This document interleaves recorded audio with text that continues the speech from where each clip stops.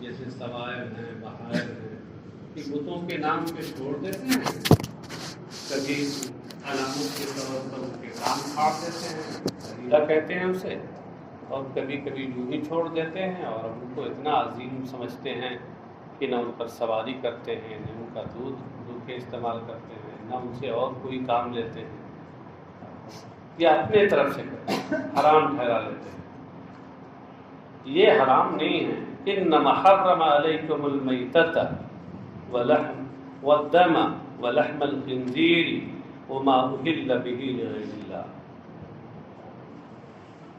تمہارے اوپر حرام ہیں بس مردار، خون، خنزیر کا گوشت اور وہ جانور کہ جنہیں غیر اللہ کے نام سے ذبح کیا گیا ہو، غیر اللہ کے نام پر ذبح کیا گیا ہو، غیر اللہ کا نام لے کر ذبح کیا گیا ہو،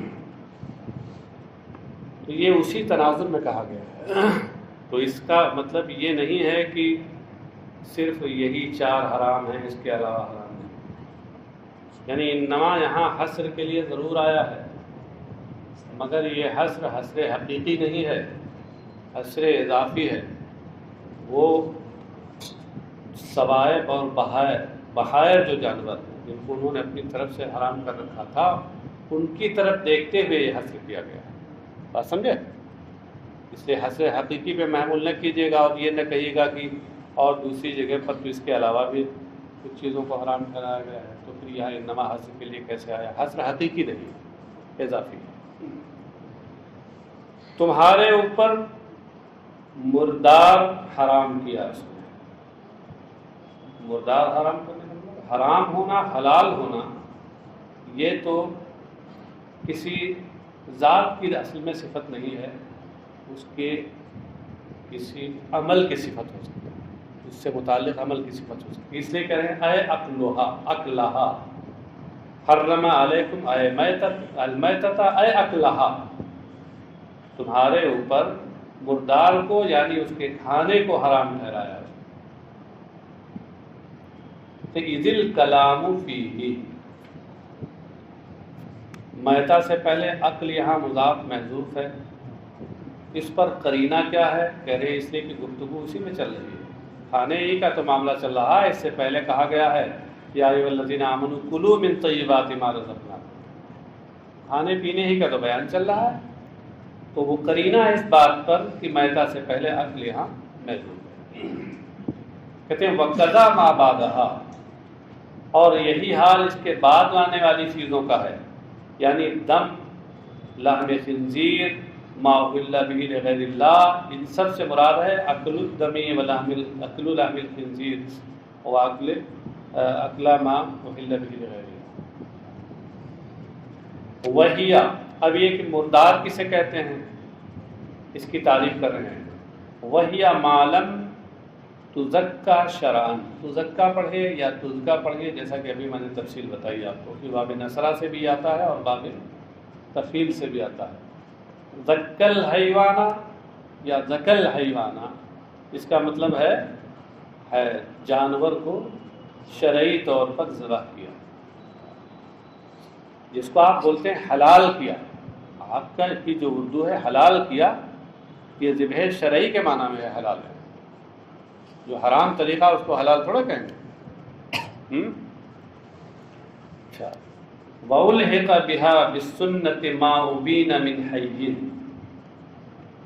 اور حدیث شریف کی وجہ سے زندہ جانور سے اس کا جو حصہ، اس کا جو عضو جدا کر دیا جائے، اسے بھی حدیث شریف کی وجہ سے کسی میتہ کے ساتھ لاحق کر دیا گیا ہے۔ بہا میں حاضمین کا مطلب میتہ ہے، یعنی وہ بھی مردار کے حکم میں۔ ایک جانور زندہ ہے، آپ نے اس کا پیر کاٹ لیا، تو یہ ما ابین من حین ہو گیا، یعنی من حیوان حین، ایک زندہ جانور سے جدا کیا ہوا اس کا عضو ہو گیا، یہ بھی مردار کے حکم میں۔ یہ مطلب نہیں ہے کہ اس کا کھانا جائز ہے آپ کے، کہ آپ پڑھیں بسم اللہ اللہ اکبر، ایک پیر کاٹ لیں۔ ہاں، پورا جانور زندہ اور اس کا ایک پیر آپ چوہم استعمال کریں، دوسرے دن پھر بسم اللہ اللہ اکبر کہیں اور اس کا کوئی اور وضو کاٹ لیں، ہاں تو یہاں بسم اللہ اللہ اکبر کہنے سے بھی نہیں ہوگا۔ وَخُصَّ مِنْهَا السَّمَكُ وَالْجَرَادُ، اور میتہ یہ کہا گیا ہے کہ شرعی طور پر جسے ذبح نہ کیا جائے تو اس کا کھانا اللہ نے حرام ٹھہرایا ہے، لیکن اس میں سے مچھلی اور ٹڈی کو اس حکم سے خاص کر لیا گیا، یعنی حدیث شریف میں ان کی اجازت آئی ہے کہ مچھلی اگر ذبح نہ بھی کی جائے، ٹڈی ذبح نہ بھی کی جائے شرعی طور پہ، تب بھی اس کا کھانا حلال اور جائز ہے۔ تو میتہ یہ ہوا گویا عام مخصوص منہ الباب، سمجھ رہے؟ والدم، اور خون حرام کر دیا گیا۔ ابھی اس سے پہلے بتا چکے ہیں، ان سب جگہوں پہ مراد یہ ہے کہ اس کا استعمال حرام کر دیا گیا۔ اور مفسر کہتے ہیں ایل مسفوحہ، یہاں دم سے مراد دم مسفوح ہے، بہتا ہوا خون۔ دلیل اس پر کیا ہے؟ کما فی الانعام، جیسا کہ سورہ انعام میں یہ صفت آئی ہے، اور دمن مسفوحہ آیا ہے۔ ایک آیت دوسرے آیت کی تفسیر ہوتی، تو اس سے سمجھ میں آیا کہ دم سے مراد یہاں خاص دم ہے، یعنی دم مسفوح، بہتا ہوا خون۔ وَلَحْمَ الْخِنْزِيرِ، اور خنزیر کا گوشت حرام کر دیا گیا ہے۔ اب سوال پیدا ہوا کہ خنزیر تو مکمل طور پر گوشت ہو یا ہڈی ہو یا جو بھی ہو یوز ہو، اس کا استعمال حرام، تو قرآن کریم میں صرف گوشت کا ذکر کیوں ہوا؟ اس کے اور بھی اجزاء تو ہوتے ہیں، ہڈی ہے، بال ہے، کھال ہے، وہ تو عین نجس ہے، عین نجاست ہے، وہ نجس العین، اس کے جتنے اجزاء ہیں ان کا استعمال حرام ہے۔ تو یہاں قرآن کریم میں صرف گوشت کا ذکر کیوں ہوا؟ کہ خص اللحم، نیچے محشی نے لکھا بالذکری، یعنی خص اللحم بالذکری لأنہ معظم المقصود وغیرہ تبعہ، کہ خاص طور سے یہاں گوشت کا ذکر کیا گیا اس لیے کہ وہ سب سے بڑا مقصود وہی ہے، جاندار میں سب سے بڑا، اور بھی چیزیں مقصود ہوتی ہیں مگر سب سے بڑا مقصود اور سب سے اہم مقصود وہی ہوتا ہے، اور دیگر جو اس کے اجزاء ہیں جو غیر مقصود کے درجے میں ہیں وہ بھی حکم میں اس کے تابع ہیں، یعنی حرام وہ بھی ہیں، ان کا استعمال بھی حرام ہے، لیکن خاص طور سے اس کا ذکر کیوں کر دیا گیا؟ اس لیے کہ یہ سب سے اہم ہے مقصد۔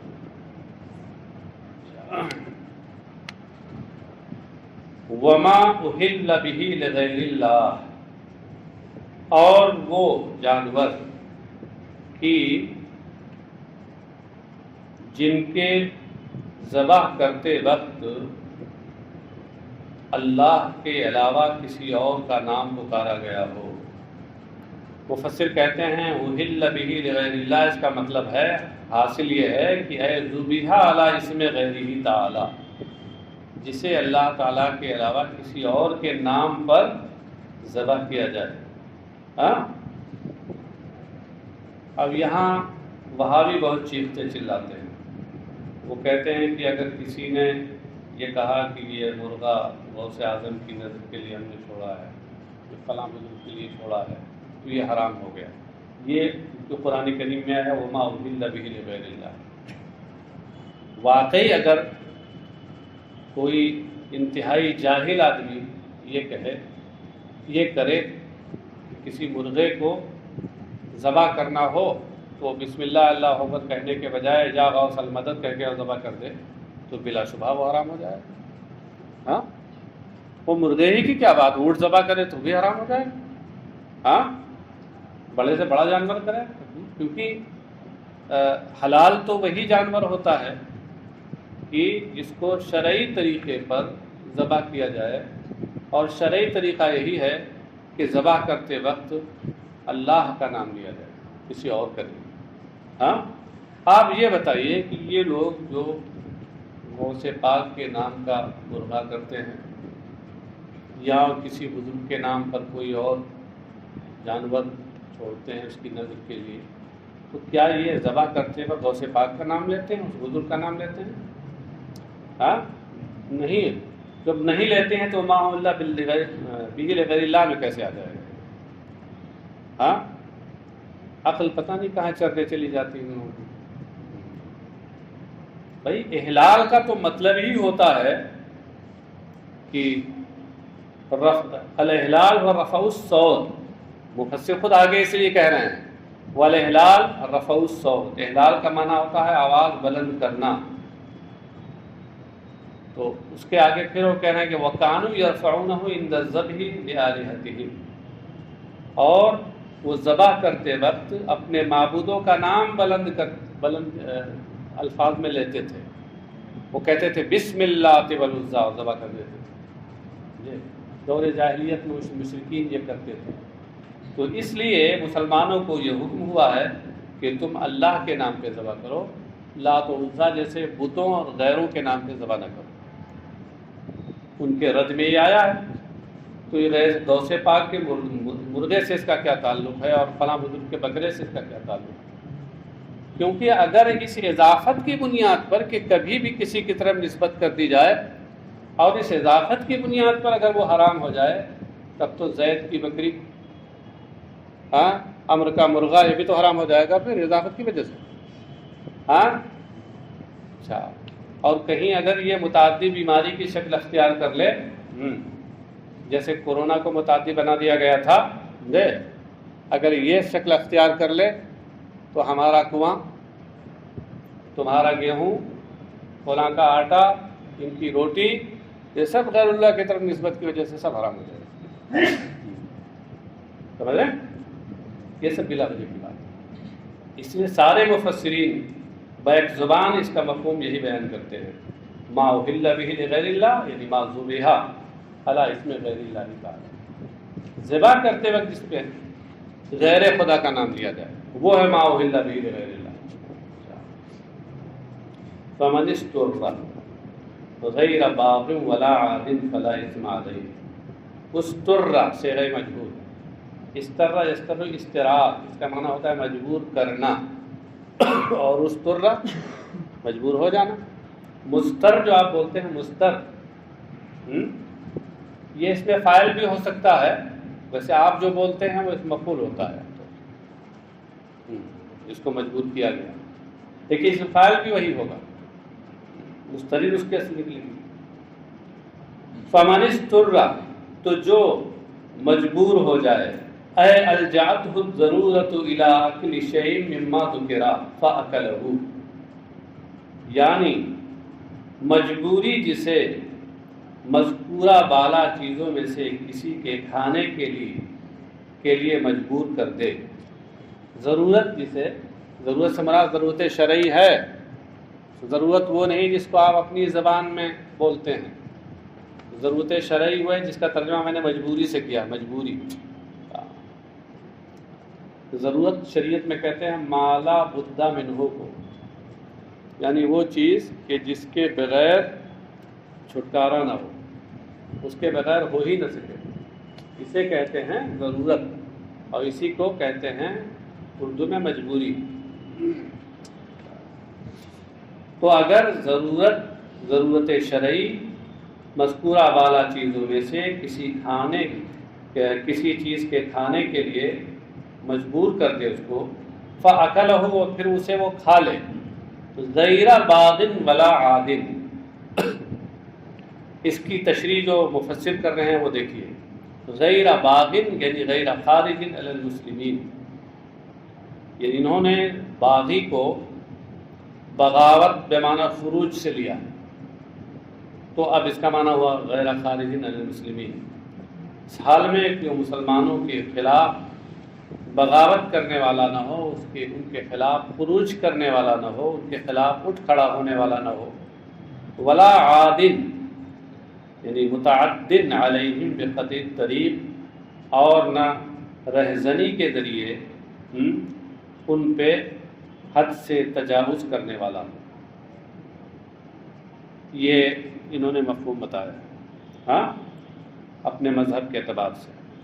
اور ہمارے یہاں عادن کا جو معنی ہے یہ عدوان سے بنا ہے، اور اس کا مطلب بھی ہوتا ہے حد سے تجاوز کرنا، لیکن حد سے تجاوز کرنے کا وہ مفہوم نہیں ہے جو انہوں نے لیا ہے. یہ اس کو حد سے تجاوز کرنے کا مطلب لیتے ہیں ظلم کرنا، جیسے کوئی ڈاکہ مار دے تو وہ حد سے تجاوز کرنے والا. ہمارے یہاں حد سے تجاوز کرنے کا مطلب یہ ہے کہ قدر ضرورت سے زیادہ کھانے والا وہ حد سے تجاوز کرنے والا. جتنی ضرورت ہے، کیونکہ ضرورت کی وجہ سے یہ حرام چیز اس کے لیے حلال ہوئی شرعاً، تو بس جتنی ضرورت ہے جس سے کام چل سکے اتنا ہی شریعت حلال کرتی ہے. اگر اس سے زیادہ آپ نے کیا تو آپ عادن میں آ گئے، یعنی ضرورت کی حد کو پھلانگنے والے اور اس سے تجاوز کرنے والے. یہ ضرورت کی حد کیا ہے؟ مثال کے طور پر انسان کسی ایسی جگہ پھنس گیا جہاں کھانے کی کوئی چیز نہیں، اب اسے یقین ہو چلا کہ ہماری جان چلی جائے گی بھوک سے، ایسی جگہ ہے. تو اب ایسی، اور وہاں صرف اور صرف لحم خنزیر موجود ہے یا مردار موجود ہے یا کوئی ایسا جانور موجود ہے کہ جس پر غیر اللہ کا نام لے کر کے اس کو ذبح کیا گیا ہے، اللہ کے نام پہ ذبح نہیں کیا گیا. تو اس صورت میں شریعت یہ کتنا اجازت دیتی ہے کہ اس سے اتنا کھا لے جس سے اس کی جان بچ جائے، معمولی جس سے اس کی جان بچ جائے. بات سمجھے؟ ہاں. اب یہ نہیں کہ شریعت نے اجازت دی تو اس کا سہارا لے کر کے پیٹ بھر لے. پیٹ بھر رہا ہے تو یہ حد سے تجاوز کرنے والا یہ عادی ہے. ہمارے یہاں اس کا یہ مطلب ہے. اور باغن کا مطلب ان کے یہاں کیا ہے؟ خارجین علی المسلمین، یعنی بغاوت کرنے والا. اور باغن کا مطلب ہمارے یہاں طالبن، غیر باغن یعنی غیر طالبن، جو اسے طلب کرنے والا نہ ہو. کیا مطلب ہے؟ یعنی اس کی خواہش رکھنے والا نہ ہو. یہ دونوں مذاہب اور دونوں مسالک کا فرق آپ سمجھ لیجیے تشریح کے لحاظ سے. فلا اثم علیہ فی اکلہ، تو اس کے کھانے میں اس پر کوئی گناہ نہیں. ان اللہ غفور لاولیائہ رحیم باہل طاعتہ حیث وسع لہ فی ذلک. یقیناً اللہ اپنے دوستوں کو کی بخشش فرمانے والا ہے، یعنی اپنے چاہنے والوں کی بخشش فرمانے والا ہے، اور اپنے فرما برداروں پر مہربانی کرنے والا ہے. حیث وسع لہ فی ذلک، اس لیے کہ اس نے اس سلسلے میں ان کے لیے گنجائش پیدا کی، ضرورت کی حالت میں گنجائش پیدا کر دی. تو یہ اللہ کا رحم ہے اور اس کا کرم ہے. اب امام شافعی کے مذہب کے لحاظ سے، کیونکہ مفسر بھی شافعی ہیں، امام جلال الدین سیوطی شافعی ہیں، اپنے فقہ کے لحاظ سے کہتے ہیں بخرج الباغی والعادی. اس حکم سے باغی اور عادی نکل گئے. باغی اور عادی کا کیا مطلب ہے بتا چکے ہیں، بغاوت کرنے والا اور رہزنی کر کے حد سے آگے بڑھنے والا. کہتے ہیں وہ یلحق بہما کل عاص بسفرہ کالعابق والمکاس. اور ان دونوں کے ساتھ، باغی اور عادی کے ساتھ، ہر وہ شخص لاحق ہے کہ جو گناہ کی سفر معصیت کرنے والا ہو، جو گناہ والا سفر کرنے والا ہو، جیسے بھگوڑا غلام، والمکاسی، اور جیسے ظلمن لوگوں سے ٹیکس وصول کرنے والا. مکاس، مکار کے وزن پر مکاس، ہاں، ظلمن لوگوں سے ٹیکس وصول کرنے والا. تو کہتے ہیں کہ یہ دونوں بھی باغی اور عادی کے ساتھ لاحق ہیں. یعنی ان کے کہنے کا مطلب یہ ہے کہ فلا یحل لہم اکل شیء من ذلک ما لم یتوبوا. تو ان لوگوں کے لیے بھی اس میں سے کچھ کھانا حلال نہیں جب تک کہ توبہ نہ کر لیں. یہ کہتے ہیں کہ فقہ شافعی میں یہ ہے کہ اگر کوئی غلام اپنے آقا سے کو بتائے بغیر بھاگ جائے تو یہ سفر پہ چلا جائے تو یہ معصیت کا کام کیا، اس نے سفر معصیت کیا۔ اور یوں ہی جو شخص ٹیکس ظلماً ٹیکس وصول کرنے کے لیے اب چلے کہیں تو یہ بھی سفر معصیت کرنے والا ہے۔ کہتے ہیں کہ یہ شخص، یہ ان جیسے لوگ اگر اضطرار کی حالت میں بھی آ جائیں، اس سفر میں ان کو اضطراری حالت پیدا ہو جائے، جان پر بن آئے، تب بھی صورت میں ان کے لیے مردار کا کھانا، خنزیر کے گوشت کا کھانا حلال نہیں ہے۔ فقہ شافعی میں ہے، سمجھے؟ اور فقہ امام احمد بن حنبل بھی یہی ہے، مگر امام مالک اور امام اعظم کے یہاں اس سلسلے میں مذہب ان کا یہ ہے کہ یہ اس کے ساتھ لاحق نہیں ہے۔ بات سمجھے؟ یہ اس کے ساتھ لاحق نہیں ہے۔ کسی کا گنہگار ہونا الگ چیز ہے، ہاں، اور اس طرح کی رخصت کا اس سے چھین لیا جانا یہ الگ چیز ہے۔ سفر معصیت سے رخصت ختم نہیں ہوتی ہمارے مذہب میں، اور امام شافعی کے یہاں کہتے ہیں چونکہ وہ ایک انعام ہے اس لیے وہ ختم ہو جائے گا۔ یہ بنیادی فرق ہے۔ لہذا ہمارے یہاں اگر کوئی بھگوڑا غلام ہے اور سفر کی حالت میں اس کو اضطرار کی حالت پیش آئی، اس کی جان میں بن گئی اور کچھ کھانے کا نہیں ہے، تو ایسی صورت میں، اور یہ ان چیزوں میں سے کوئی چیز وہاں موجود ہے، تو بطور سد رمق، بقدر سد رمق، جس سے اس کی جان بچ سکے، اتنی مختصر سی مقدار میں اس کے لیے بھی کھانا حلال ہے۔ وعلیہ الشافعی، اور اسی پر امام شافعی ہیں، امام شافعی کا مذہب ہے۔ ان الذين يكتمون ما انزل الله من الكتاب ويشترون به ثمنا قليلا اولئك ما ياكلون في بطونهم الا النار ولا يكلمهم الله يوم القيامه ولا يزكيهم ولهم عذاب اليم۔ یقیناً وہ لوگ جو اللہ کی اتاری ہوئی کتاب چھپاتے ہیں، الکتاب سے مراد کیا ہے؟ المشتمل علی نعت محمد صلی اللہ علیہ وسلم، وہ کتاب جو نبی اکرم صلی اللہ علیہ وسلم کے وصف پر مشتمل ہے۔ یہ کون سی کتاب ہے؟ توریت۔ اور یہ چھپانے والے کون ہیں؟ وہم الیہود، یہ یہود ہیں۔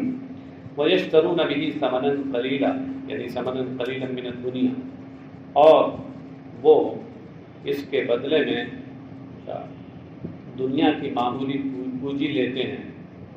یشترون به ثمنا قلیلا، اسی کا ترجمہ کر دیا، یاخذونہ بدلہ من سفلتہم۔ سفلہ یہ سافل کی جمع ہے، سفلہ فاعل کی جمع فعلہ کے وزن پہ آتی ہے، جیسے طالب کی جمع طلبہ، طلبۃ، ہاں، اور پتہ نہیں کہاں سے آپ لوگ طلبا لکھتے ہیں، خدا بہتر جانے یہ کس کی جمع ہے۔ ہاں، یہاں تک کہ بہت سے ناشرین رجسٹر حاضری جو چھاپتے ہیں وہ بھی اوپر لکھتے ہیں رجسٹر حاضری طلبا، خدا بہتر جانے کہاں سے کون سی جمع ہے۔ طلبہ ہے ہا کے ساتھ، ہاں، طالب کی جمع، فاعل کی جمع فعلہ کے وزن پہ آتی ہے، ساجد کی جمع سجدہ، راکع کی جمع رکعہ، ہاں، ماکر کی جمع مکرہ، کافر کی کفرہ۔ قرآن کریم میں اولئک هم الکفرۃ الفجرہ۔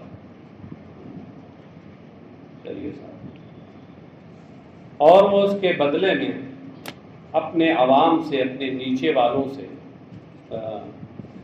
اس کا بدلہ لیتے ہیں، یعنی اس کے بدلے میں وہ معمولی پونجی لیتے ہیں دنیا میں۔ فلا یظہرونہ خوف فوتہ علیہم، تو وہ نبی اکرم صلی اللہ علیہ وسلم کا وصف ظاہر نہیں کرتے، یعنی حقیقی جو وصف ہے وہ ظاہر نہیں کرتے، خوف فوتہ علیہم، اس اندیشے سے کہ کہیں اس کے ہاتھ سے وہ جاتی نہ رہے۔ فوت کا معنی کیا؟ ہاتھ سے چلا جانا، کہیں ان کے ہاتھ سے وہ جاتی نہ رہے، اس اندیشے سے کہ وہ جو نذرانہ ملا کہیں وہ نہ چلا جائے، پنڈت جی کی دچھنا نہ چلی جائے۔ اولئک ما یأکلون فی بطونہم الا النار، یہ لوگ اپنے پیٹ میں آگ ہی بھرتے ہیں، آگ بھرتے ہیں، یعنی یہ جو دنیا کا مال کے بدلے میں لے کر کھاتے ہیں گویا آگ بھر رہے ہیں۔ آگ کہتے ہیں یہ آگ کیوں کہا گیا؟ کہا لأنہا مآلہم، مالہم مت پڑھیے گا، معال ہے معال، لأنہا مآلہم، اس لیے کہ یہی آگ نار جہنم یہ ان کا معال ہے، ان کا انجام یہی ہے، یہ جو کھا رہے ہیں حرام مال تو اس کا انجام نار جہنم ہے۔ تو نار یہ مسبب ہے اور یہ کھانا سبب ہے، ہاں؟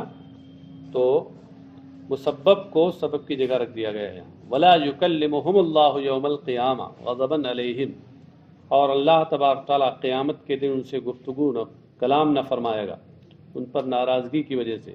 ولا یزکیہم یعنی یطہرہم من دنس الذنوب، اور نہ گناہوں کے میل کچیل سے انہیں پاک کرے گا۔ وَلَهُمْ عَذَابٌ عَلِيمٌ مُؤْلَمٌ هُوَ النَّارُ، سب جانتے ہیں آپ لوگ۔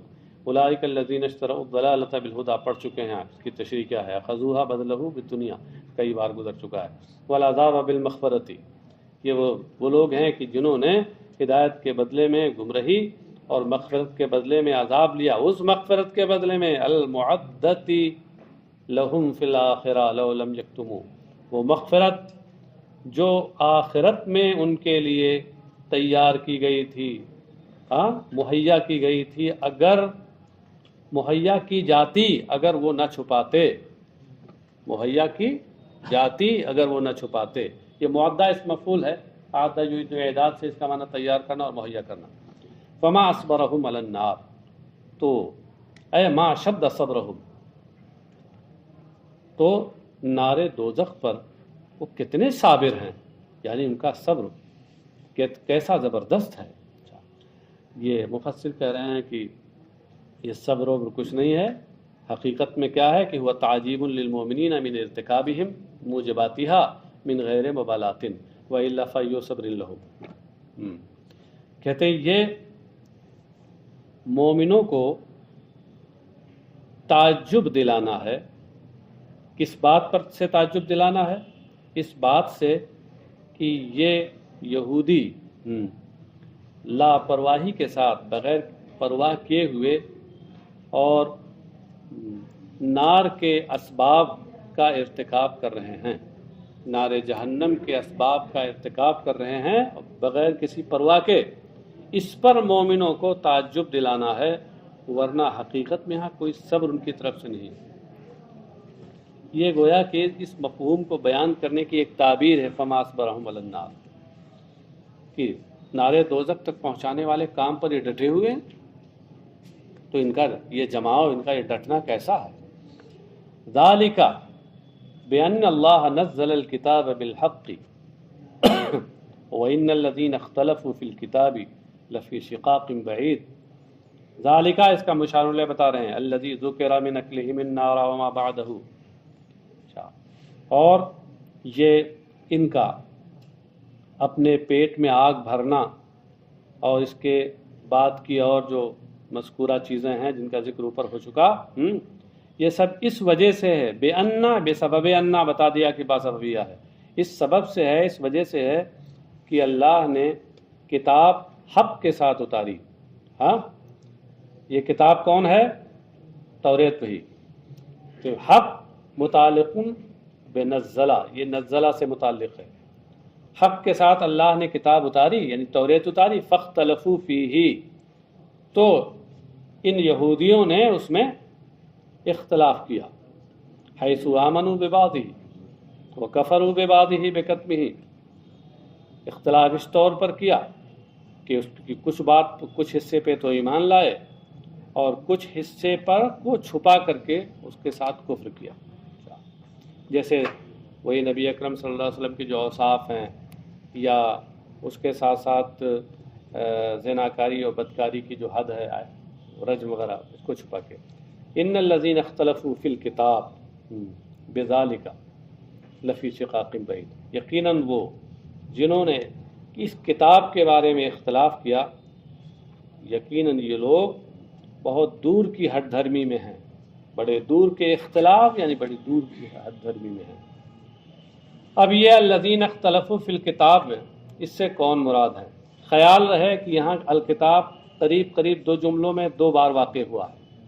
پہلے جو الکتاب واقع ہوا ہے اس سے مراد توریت ہے بالاتفاق، اور بعد والی جو الکتاب ہے اس میں اختلاف ہے، جمہور مفسرین یہ کہتے ہیں کہ اس سے بھی مراد توریت ہے۔ تو پھر اس لحاظ سے الذین اختلفوا فی الکتاب سے مراد ہوئے یہود، وہم الیہود کہا ہے، ہاں۔ اور بعض لوگوں نے کہا کہ الکتاب سے مراد قرآن ہے، تو الذین اختلفوا فی الکتاب فی القرآن اس سے مراد ان کے یہاں مشرکین ہیں، مگر یہ قول کمزور ہے، ضعیف ہے، اکثر مفسرین کا قول وہی پہلا والا ہے، اسی لیے مفسر نے اس کو قیلہ سے بیان کیا، قیلہ المشرکون فی القرآن، اشارہ کیا کیا کہ الکتاب سے مراد یہاں ان کے یہاں جو لوگ کہتے ہیں الذین اختلفوا سے مراد مشرکین ہیں، تو ان کے یہاں الکتاب سے مراد قرآن کہا گیا ہے کہ مشرکین نے اختلاف کیا قرآن میں، حیث قال بعضهم شعر و بعضهم سحر و بعضهم کہانت، یہاں تک کہ بعض نے کہا کہ یہ تو شاعری ہے، قرآن کو کہا شاعری ہے، بعض نے کہا کہ یہ تو جادو ہے، اور بعض نے کہا کہ یہ کہانت ہے، کاہنوں کی کہانت۔ تو بہرحال جس نے بھی اختلاف کیا اس میں لفی شقاق خلاف بعید عن الحق، وہ ایسی ہٹ دھرمی میں ہیں جو حق سے دور ہے۔ لیس البر ان تولوا وجوہکم قبل المشرق والمغرب ولكن البر من آمن بالله واليوم الآخر والملائكة والكتاب والنبيين وآتى المال على حبه ذوي القربى واليتامى والمساكين وابن السبيل والسائلين وفي الرقاب، کہاں تک ہے جی؟ اقام الصلاة وآتى الزکاة والموفون، بہت دور تک رہنے دو۔